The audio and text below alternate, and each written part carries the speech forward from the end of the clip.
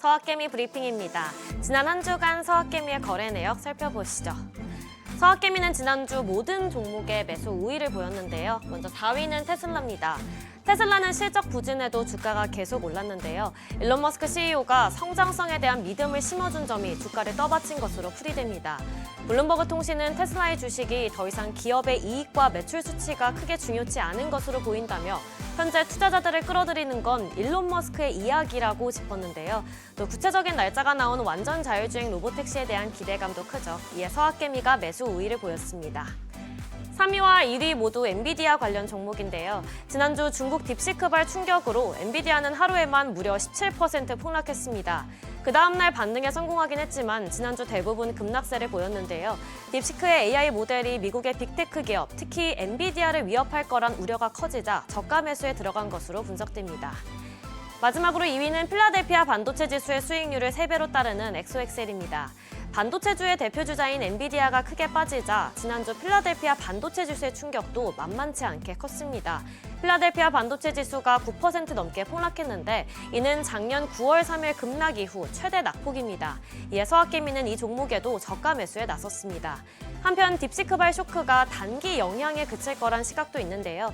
AI 기술 스택에서 하부 구조와 반도체 등을 여전히 미국이 장악하고 있어서 투자자들이 투매에 동참하기보단 공포 구간을 견디는 시간이 필요하다는 분석입니다. 이어서 뉴욕 증시에서 주목받는 종목 리포트 살펴보겠습니다. 먼저 애플에 대해 오펜하이머는 이제는 애플에서 잠시 물러날 때라며 투자 의견을 비중 확대해서 중립으로 하향 조정했습니다. 분석가들은 애플이 향후 최대 18개월 동안 아이폰 판매 전망이 약하고 AI 혁신도 부족하다고 평가했는데요. 애플은 지난해 4분기 실적은 시장 예상치를 웃도긴 했으나 부진한 아이폰 판매로 우려를 자아내는 상황이죠. 특히 중국에서 아이폰 매출은 1년 전보다 11.1% 감소했는데요. 이에 분석가들은 앞으로의 아이폰 성장에 있어 두 가지 도전을 지적했습니다. 첫째는 애플 최대 시장인 중국 시장 내에서의 경쟁이 심하고 둘째는 단기 기기 교체를 가속화하는 애플 인텔리전스의 부진과 생성형 AI 앱의 부족인데요. 그러면서 기존 목표 주가였던 $250를 삭제했습니다. 다음으로 팔란티어입니다.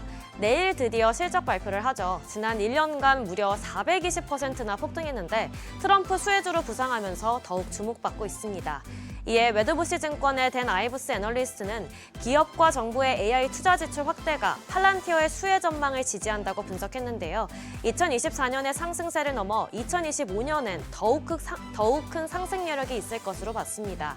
특히 선제적인 AI 기술 도입으로 팔란티어의 AI 플랫폼이 많은 기업들에 사용되고 있는 점에 주목했는데요.